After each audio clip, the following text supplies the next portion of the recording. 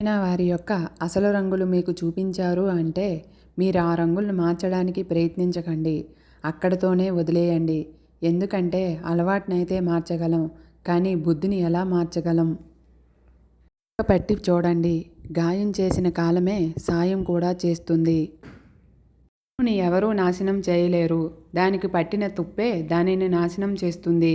అలాగే మనిషి కూడా అంతే. ఎవరో నాశనం చేయరు. తమ చెడు ఆలోచనలే వారిని నాశనం చేస్తాయి.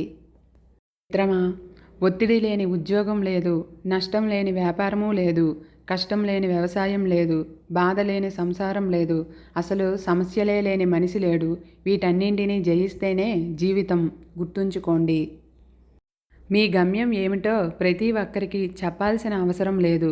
మీరు చేరుకున్నాక వాళ్ళే మీ దగ్గరికి వస్తారు. గుర్తుంచుకోండి. ఇవ్వగలిగిన దానికంటే ఎక్కువగా ఇవ్వడం ఔదార్యం. అవసరమైన దానికంటే తక్కువగా తీసుకోవడం గౌరవం. గుర్తుంచుకోండి.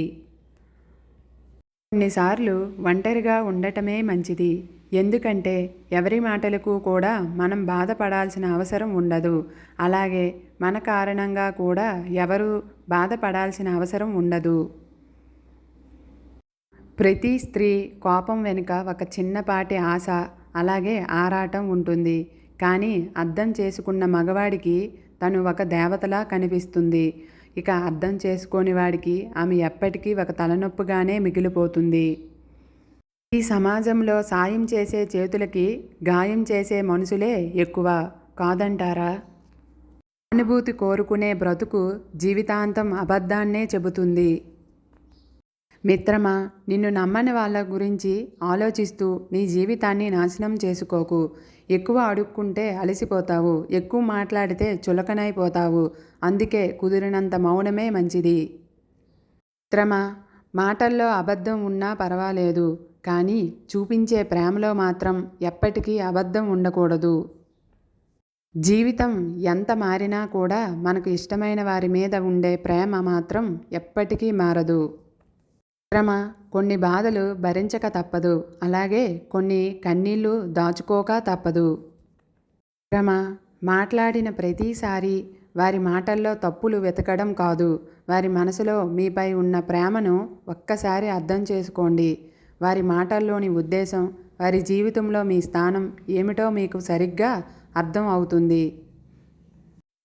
కాలం నీడలో కొందరిని మరిచిపోతూ ఉంటాం. అలాగే కొందరి నీడలో కాలాన్ని మర్చిపోతూ ఉంటాం. కాలాన్ని మరిపించే అంత బంధం మీకు దొరికితే ఎప్పటికీ వదులుకోకండి. ఎందుకంటే నేటి రోజుల్లో కాలయాపన చేసేవారే తప్ప కాలాన్ని మరిపించే బంధాలు లేనేలేవు.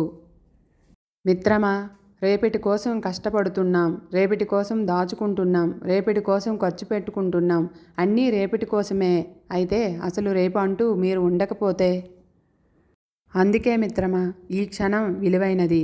మీ పూర్తి జీవితంలో ప్రతి క్షణాన్ని కూడా ప్రస్తుతంలోనే గడపండి. గతంలో కాదు. భవిష్యత్ భయంతో కాదు. కొంతమంది పరిచయం మన జీవితాన్ని మార్చేస్తుంది. ఎంతలా అంటే మాట్లాడితే ఏదో సాధించిన ఆనందం, మాట్లాడకపోతే ఏదో కోల్పోయిన బాధ. అవునా? ఏదో ఒకరోజు తెగిపోతుందని తెలిసి కూడా తెంచుకోలేనంతగా ప్రేమను పెంచుకోవడమే మనిషికి ఉండే అతిపెద్ద బలహీనత. మిత్రమా, నీ బాధను గుర్తించలేని వాళ్ళకి నీ ఆలోచన ఉండదు. అలాగే నీ ప్రేమను గుర్తించలేని వాళ్ళకి నీ మీద ఇష్టమూ ఉండదు. మనసు అనేది ఎప్పుడు మరణిస్తుందో తెలుసా? మనం ప్రేమించిన వ్యక్తి మనం బాధపడుతున్నామని తెలిసినా కూడా మనల్ని పట్టించుకోనప్పుడు ఏం లాభం? ప్రేమను అర్థం చేసుకోలేని వారు బాధను మాత్రం ఎలా అర్థం చేసుకుంటారు? మీరే ఆలోచించండి. మిత్రమా, కొన్నిసార్లు ఈ ప్రపంచంలో కొందరు పలకరించడానికి కూడా పనికిరాని పరిచయంగా మిగిలిపోతూ ఉంటాం. వద్దు అనుకున్నప్పుడు మొత్తానికే దూరం పెట్టండి. ఇలా మాట్లాడక, చూసి చూడక, ఉండి లేనట్టుగా ఉండకండి. మీకు ఎలా ఉంటుందో ఏమో కానీ ఎదుటివారు మాత్రం రోజురోజుకి పిచ్చివారైపోతారు. మిత్రమా, పక్కన ఉండరు, పట్టించుకోరు, పలకరిస్తే బదులు రాదు. మరి దీనికి ప్రేమ అనే పేరు ఎందుకు? మిత్రమా, ఒకరి జీవితంలో మనం ఎంత ముఖ్యమనేది వారి ఇచ్చే సమయాన్ని బట్టి, వారి మాట్లాడే తీరుని బట్టి అర్థమవుతుంది. కొందరికి దగ్గరగా ఉండి లోకువ అవ్వడం కంటే దూరంగా ఉండి జ్ఞాపకంగా మిగిలిపోవడం చాలా మంచిది. గుర్తుంచుకోండి. జీవితంలో ఎదుటి వ్యక్తిని మోసం చేస్తే ఎదుగుతారేమో కానీ అస్సలు బాగుపడరు. మిత్రమా, ప్రతి మనసు వేరొక మనసుకి బానిస అవుతుంది. అది ఎంతలా అంటే వాళ్ళు ఎంత కష్టపెట్టినా ఇష్టంగా భరించేంత. అవునా? కానీ భరిస్తున్న కొద్దీ బాధే మిగులుతుంది. మిత్రమా, మాట్లాడమని ఎవరినీ ఎప్పుడూ కూడా బలవంతం చేయకండి. ఎందుకంటే వాళ్ళు మీతో శత్రుత్వం ఎందుకు అని మాట్లాడుతారు తప్ప మీ మీద ప్రేమతో కాదు.